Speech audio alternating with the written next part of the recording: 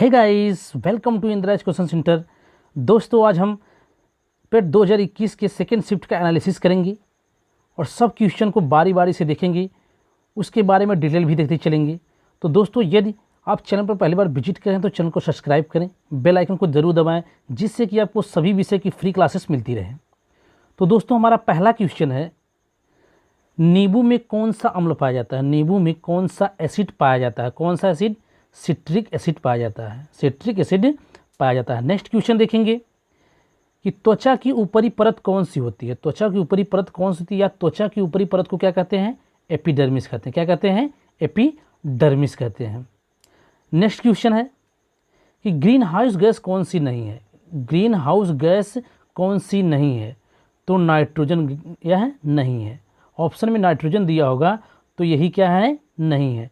तो green house गैसों को देखेंगे हम कि कौन कौन सी गैसें ग्रीन हाउस गैस के अंतर्गत आती हैं। कार्बन डाइऑक्साइड, क्लोरोफ्लोरोकार्बन, मीथेन आदि गैसें क्या होती हैं? ग्रीन हाउस गैसें होती हैं। लेकिन नाइट्रोजन क्या होता है? ग्रीन हाउस गैस के अंतर्गत नहीं आता है। नेक्स्ट क्वेश्चन देखेंगे,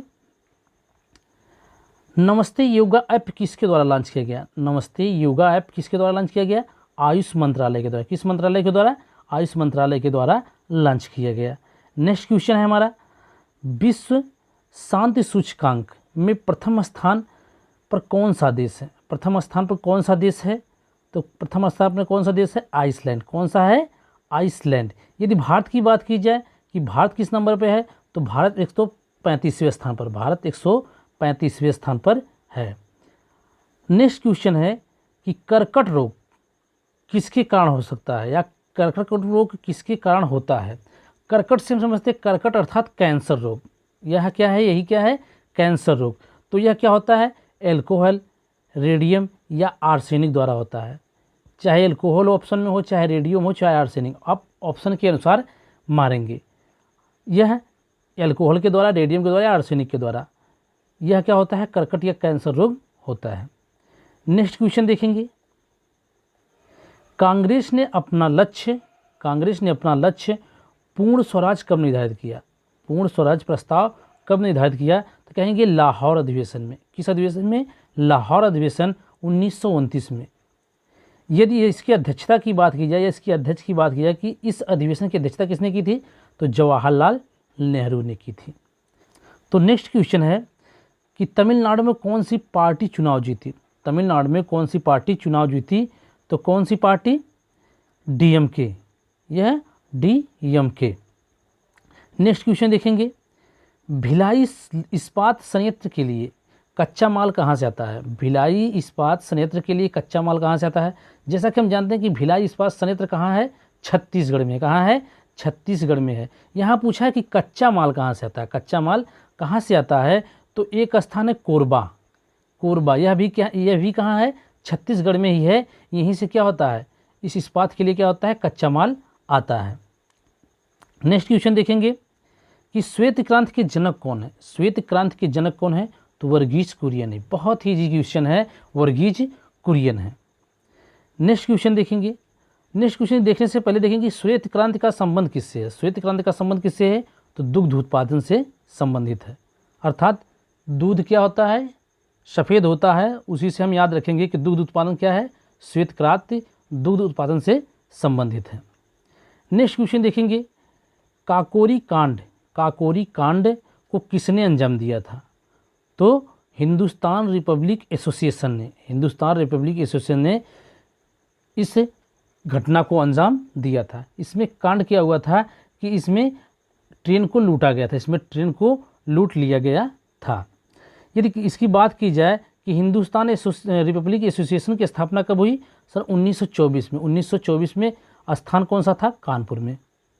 नेक्स्ट क्वेश्चन देखेंगे, मच्छर के काटने से कौन सा रोग होता है? मच्छर के काटने से कौन सा रोग होता है? तो मलेरिया रोग होता है। यदि मलेरिया की बात की जाए तो कहा जाता है कि मादा एनाफिलीज मच्छर के काटने से क्या होता है? मलेरिया रोग होता है। नेक्स्ट क्वेश्चन देखेंगे, खिलाफत आंदोलन के समय महात्मा गांधी का विरोध किसने किया? कहा जाता है कि खिलाफत आंदोलन में जब महात्मा गांधी शामिल हुए तो उस समय किन किन लोगों ने इनका विरोध किया? तो यदि ऑप्शन में दिया होगा मोहम्मद अली जिन्ना तो आपका मोहम्मद अली जिन्ना ही सही होगा। लेकिन इसके अलावा देखेंगे कि किन लोगों ने विरोध किया, तो एनी बेसेंट भी ने विरोध किया, बिपिन चंद्र पॉल ने भी किया, हकीम अजमल खां भी ने किया। लेकिन आपको जो ऑप्शन दिया होगा ऑप्शन के अनुसार आप टिक करिएगा। तो नेक्स्ट क्वेश्चन देखेंगे, केवलादेव घना पक्षी विहार का दूसरा नाम क्या है। यह हम केवलादेव घना पक्षी विहार को और किस नाम से जानते हैं, तो उसको क्या कहा जाता है, भरतपुर पक्षी विहार। भरतपुर पक्षी विहार जो क्या है, राजस्थान में स्थित है। नेक्स्ट क्वेश्चन देखेंगे कि पैरा ओलंपिक के ध्वजवाहक कौन थे। पैरा ओलंपिक के ध्वजवाहक कौन है, तो मरियप्पन थंगावेलु, मरियप्पन थंगावेलु। यदि बात की जाए कि टोक्यो ओलंपिक में ध्वजवाहक कौन थे, ध्वजवाहक कौन थे, तो कहेंगे मनप्रीत सिंह। कौन से, मनप्रीत सिंह जो हॉकी के कप्तान हैं, और एमसी मैरी कॉम। यह क्या थी, टोक्यो ओलंपिक 2021 की क्या थी, ध्वजवाहक थी। लेकिन क्या है, यह प्रारंभ की ध्वजवाहक थी। यदि कहा जाए कि कौन है, टोक्यो ओलंपिक 2021 के समापन समारोह के ध्वजवाहक कौन है, तो बजरंग पुनिया है। नेक्स्ट क्वेश्चन देखेंगे, रियाद किसकी राजधानी है। रियाद किसकी राजधानी है, तो सऊदी अरब की। रियाद किसकी राजधानी है, सऊदी अरब की राजधानी क्या है, रियाद है। नेक्स्ट क्वेश्चन देखेंगे कि माउंट एवरेस्ट पर चढ़ने वाली पहली महिला कौन है। माउंट एवरेस्ट पर चढ़ने वाली पहली महिला कौन है, तो शेरपा तेंजिंग नोरगे। शेरपा तेंजिंग नोरगे यह क्या है, माउंट एवरेस्ट पर चढ़ने वाली प्रथम महिला है। नेक्स्ट क्वेश्चन देखेंगे, कहा जाए कि इन्होंने यह चढ़ाई कब की थी, तो 29 मई 1953 को इन्होंने माउंट एवरेस्ट पर पहली बार चढ़ा था। इसलिए प्रतिवर्ष 29 मई को माउंट एवरेस्ट या एवरेस्ट दिवस मनाया जाता है। नेक्स्ट क्वेश्चन देखेंगे कि 2021 यह कहेंगे कि सबसे अच्छा या सबसे मजबूत पासपोर्ट किस देश का है, तो किस देश का है, जापान का है। किस देश का है, जापान का है। यदि कहा जाए कि यह मजबूत क्यों कहा गया, तो इसके द्वारा, इस पासपोर्ट के द्वारा हम 121 देशों की यात्रा कर सकते हैं। यदि कहा जाए कि यह रिपोर्ट किसने पेश की, तो हेनले पासपोर्ट इंडेक्स के द्वारा यह जारी किया गया। नेक्स्ट क्वेश्चन देखेंगे, यह मिलान से संबंधित था। यह जो मिलान से संबंधित था, तो उसमें जलेपला दर्रा पूछा था, इसमें से कौन सा असंगत है, तो जलेपला दर्रा उत्तर प्रदेश दिया था। यह क्या है, गलत है। उत्तर प्रदेश में जलेपला दर्रा नहीं है, जबकि जलेपला दर्रा कहाँ है, सिक्किम में है। नेक्स्ट क्वेश्चन देखेंगे, अंतर्राष्ट्रीय न्यायालय का मुख्यालय कहाँ है। अंतर्राष्ट्रीय न्यायालय या आईसीजे का मुख्यालय कहाँ है, तो कहेंगे दाहेग नीदरलैंड में है। दाहेग नीदरलैंड में। यदि इसकी स्थापना की बात की जाए, तो इसकी स्थापना सन 1945 ईस्वी में हुई थी। सन 1945 ईस्वी में हुई थी। और कहा जाता है कि इसमें महासभा द्वारा 15 न्यायाधीशों की नियुक्ति कितने वर्ष के लिए की जाती है, 9 वर्ष के लिए की जाती है। नेक्स्ट क्वेश्चन देखेंगे अनुच्छेद 40 का संबंध किससे है। अनुच्छेद 40 का संबंध किससे है, तो पंचायती राज से संबंधित है। पंचायती राज से संबंधित है अनुच्छेद 40 का संबंध। कहा जाता है कि अनुच्छेद 243 का भी संबंध क्या है, पंचायती राज से संबंधित है। लेकिन अनुच्छेद 40 में उसकी स्थापना के बारे में बात की गई है, और अनुच्छेद 243 में पंचायती राज व्यवस्था के बारे में पूरा डिटेल में दिया गया है। और कहा जाए कि यह किस संविधान संशोधन द्वारा लाया गया, तो 73वां संविधान संशोधन द्वारा पंचायती राज व्यवस्था को लाया गया। नेक्स्ट क्वेश्चन देखेंगे, जम्मू कश्मीर की शूटिंग रेंज का नाम किसके नाम पर रखा गया। किसके नाम पर रखा गया, तो विद्या बालन के नाम पर रखा गया। विद्या बालन क्या है, एक अभिनेत्री हैं। नेक्स्ट क्वेश्चन देखेंगे, पंचायती राज व्यवस्था का उल्लेख किस अनुसूची में किया गया। पंचायती राज व्यवस्था का उल्लेख किस अनुसूची में किया गया, तो किस अनुसूची में, 11वीं अनुसूची में। किस अनुसूची में, 11वीं अनुसूची में पंचायती राज व्यवस्था का उल्लेख किया गया है। कहा जाता है पंचायती राज व्यवस्था जो है यह 73वां संविधान संशोधन द्वारा इसको शामिल किया गया। और 11वीं अनुसूची में कुल कितने विषय हैं, तो 29 विषय। कितनी? कुल 29 विषय हैं। नेक्स्ट क्वेश्चन देखेंगे, हमें न्याय मिलना चाहिए। एक क्वेश्चन था, कहा था उसमें हमें न्याय मिलना चाहिए, उसका उल्लेख कहाँ मिलता है या इसका उल्लेख कहाँ मिलता है?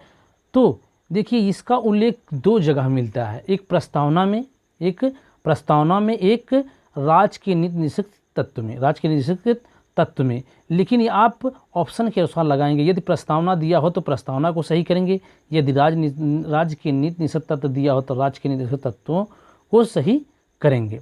कहा जाता है कि प्रस्तावना में 3 प्रकार के न्याय का उल्लेख है, 3 प्रकार के न्याय का उल्लेख किया गया है। सामाजिक न्याय, आर्थिक न्याय और राजनीतिक न्याय। 3 प्रकार के न्याय का उल्लेख किसमें किया गया है? प्रस्तावना में किया गया है। नेक्स्ट क्वेश्चन देखेंगे कि हाल ही में आरबीआई ने किस कार्ड को बैन कर दिया? किस कार्ड को बैन कर दिया? तो मास्टर कार्ड को क्या कर दिया? बैन कर दिया गया, बैन कर दिया। यदि आरबीआई के बारे में देखेंगे तो आरबीआई की स्थापना 1 अप्रैल 1935 को हुई थी, 1 अप्रैल 1935 को। यदि पूछे कि आरबीआई की स्थापना किस एक्ट के तहत हुई, तो सन 1934 एक्ट के तहत आरबीआई की स्थापना की गई। यदि आरबीआई का मुख्यालय कहा जाए तो आरबीआई का मुख्यालय कहाँ है? मुंबई में है। यदि आरबीआई के प्रथम गवर्नर की बात की जाए तो ओसबोर्न स्मिथ थे। लेकिन यदि आरबीआई के प्रथम भारतीय गवर्नर जनरल के बारे में बात की जाए तो सीडी देशमुख थे। नेक्स्ट क्वेश्चन देखेंगे, राष्ट्रीय आय की गणना कौन करता है? राष्ट्रीय आय की गणना कौन करता है? तो एनएसओ। कौन करता है? एनएसओ, नेशनल स्टैटिक ऑफिस, राष्ट्रीय सांख्यिकी कार्यालय क्या करता है? राष्ट्रीय आय की गणना करता था। आप कंफ्यूज हो सकते हैं कि क्या है सीएसओ। पहले सीएससी करता था, लेकिन सन 2019 में सीएसओ प्लस एनएसओ को मिलाकर क्या बना दिया गया? एनएसओ बना दिया गया। और एनएसओ ही क्या करता है? राष्ट्रीय आय की गणना करता है। नेक्स्ट क्वेश्चन देखेंगे कि फैराडे किसका मात्रक है? फैराडे किसका मात्रक है? तो धारिता का मात्रक है। दोस्तों यदि इस क्लास की आप पीडीएफ चाहिए तो डिस्क्रिप्शन में टेलीग्राम का लिंक मिल जाएगा, आप वहां से जाइए टेलीग्राम पर, वहां पर आपको सेम टू सेम आपको पीडीएफ मिल जाएगी। और आप चैनल पर पहली बार विजिट करें तो चैनल पर विजिट करिए और प्लेलिस्ट में जाइए। आपको सभी विषय की जितनी भी क्लासें ली गई हैं आपको प्लेलिस्ट में अवेलेबल हैं, मिल जाएंगे। तो दोस्तों नेक्स्ट क्वेश्चन देखेंगे,